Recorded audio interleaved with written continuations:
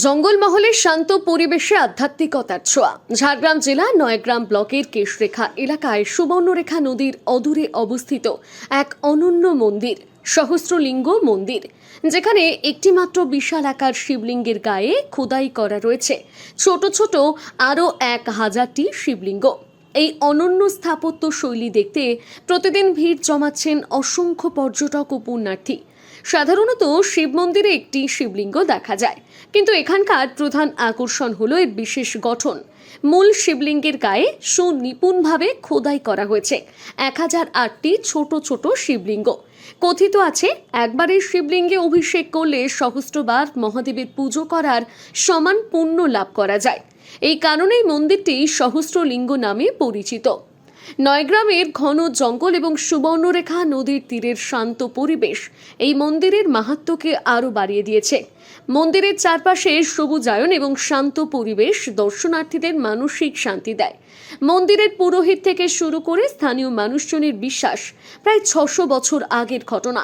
একটা সময় জঙ্গলে পরিপূর্ণ এই এলাকায় একটি গাভী এলে নিজে থেকেই গাভীর দুধ ঝরে পড়ত।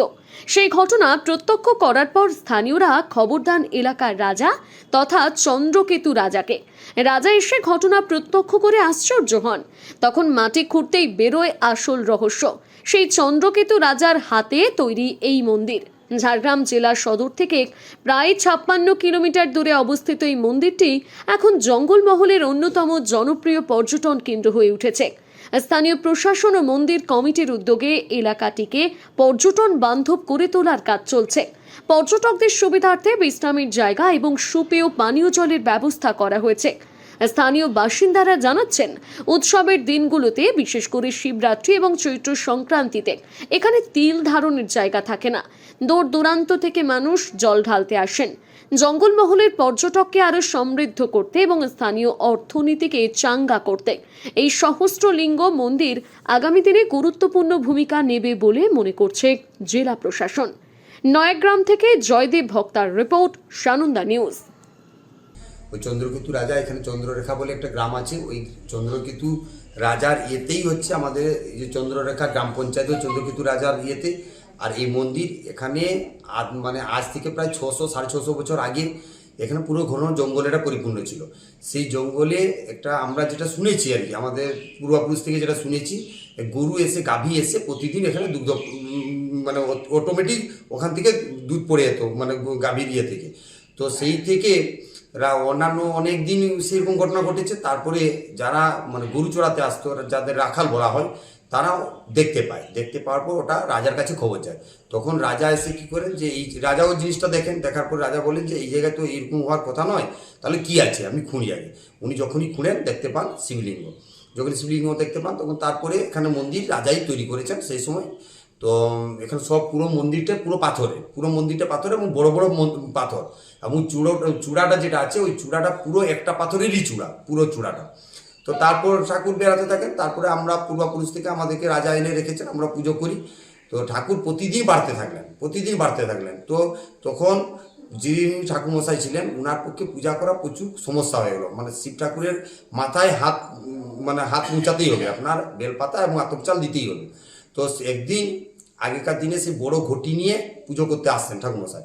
তো সেই ঠাকুরমশাই একদিন বলছেন, ঠাকুর আপনি তো অনেক বেড়ে যাচ্ছেন, আমার তো আপনার মাথা পর্যন্ত হাত পাচ্ছে না, তো আমি পুজো করবো কী করে। দিয়ে এই কথাটা বলে উনি সেই ঘটিটা উপরে মেরে দিয়েছিলেন, সেটা এখন পর্যন্ত দাগ আছে। তো তারপর থেকে আর ঠাকুর বাড়েননি, যেরকম সেরকমই বসে আছেন। এলো তারপরে এখানে বিরাট রাজার গোড় আছে, আপনার রায়গুনিয়াতে বিরাট রাজার গোড় আছে, আমরা যেটা শুনেছি, এবং আমরা মন্দিরে সেটার মানে নিদর্শনও আছে। এখানে দোলগ্রাম বলে একটা গ্রাম আছে, ওখানে হাই স্কুল, ওখানে বিরাট রাজা এবং চন্দ্রকেতু রাজা দুজনের মিট হতো ওখানে। তো বিরাট রাজা চন্দ্রকেতু রাজার সঙ্গে যখনই দেখলেন পাচ্ছেন না কোনো ইয়েতে, তখন উনি কী করলেন, যে এই শিব ঠাকুরটাকে তুলে নিয়ে যাবেন, উনি সেই চিন্তাধারা করলেন। দিয়ে ওটাকে কী করলেন, হাতি ঘোড়া এনে ঠাকুরের ওই যে যেটা বলা হয় শক্তি আর কি, ওই শক্তিটাকে উনি কেটে দিয়ে ওটাকে তুলে নিয়ে যাওয়ার ব্যবস্থা করলেন। কিন্তু হাতি ঘোড়া লাগিয়েও তুলতে পারেননি, মানে ঠাকুরের কাছে উনি পরাজিত হয়ে চলে গেছেন। পূর্ব 600-650 বছর ধরে এই ঠাকুর মন্দির আছে, সেইরকমই মন্দির আছে, পুজো হয়ে আসছে, আমরা পুজো করছি। এখানে শিবরাত্রির সময় মেলা হয়, শিবরাত্রিতে 8 দিন 10 দিন ধরে মেলা হয়, অনেক দূর দূরান্ত থেকে লোক আসে। সবাই আসুন মন্দিরে দর্শন করুন, এবং এই ঠাকুর অনেক জাগ্রত ঠাকুর, এবং যে যা কিছু এখানে এসে বলে সবারই মানে মনের কামনা বা মনের ইচ্ছা পূরণ হয়। সরকার থেকে কতটা সরকার থেকে বলতে সহযোগিতা? হ্যাঁ, কোনো সরকারি আমরা এখন পর্যন্ত পাইনি, কিন্তু পঞ্চায়েত সমিতি থেকে আমাদের এই যে চারিপাশে যতগুলো নাট মন্দির আছে এগুলার সব সংস্কার হয়েছে। সামনা একটা বিধায়ক তহবিল থেকে একটা ঘর হয়েছে, আর এগুলো পঞ্চায়েত সমিতি থেকে হয়েছে। সেরকম মুখ্যমন্ত্রী সরাসরি আমাদেরকে কিছু এখন পর্যন্ত দেননি, এই মন্দিরকে কিছু দেননি মুখ্যমন্ত্রী এখন পর্যন্ত। পঞ্চায়েত সমিতির তরফ থেকে অনেকটা সংস্কারের কাজ হয়েছে। মন্দিরের পক্ষ থেকে আপনারা কি চাইছেন এখন? মন্দিরের পক্ষ থেকে চাইছি পশ্চিমবঙ্গ সরকার, মুখ্যমন্ত্রী আমাদের এই মন্দিরে যাতে উন্নতি হয় এবং আরও যাতে ডেভেলপ করা যায়। এখানে অনেক মানে যারা মানে কি বলবো পূজারী বা যারা পুজো দিতে আসেন তারা এই বৃষ্টির দিনে অনেক কষ্ট পান। এখানে যদি একটা মানে থাকার জন্য একটা বাড়ি হয়, এবং এখানে বিয়ে বাড়িও হয়, এবং বিয়ে বাড়ি করার জন্য যদি মণ্ডপ একটা তৈরি হয়, এবং যদি পার্কটার্ক যেহেতু এত বড় একটা তীর্থস্থান, এখানে সব দূর দূরান্ত থেকে লোক আসে, একটা পার্কটার্ক যদি করা যায় বা অতিথিশালা যদি করা যায় সেটা করলে আরও ভালো হতো, এবং মন্দিরটা যাতে ডেভেলপ হয় তার জন্য যদি সরকার চিন্তা ভাবনা করেন তাহলে আমাদের আরও ভালো হয়।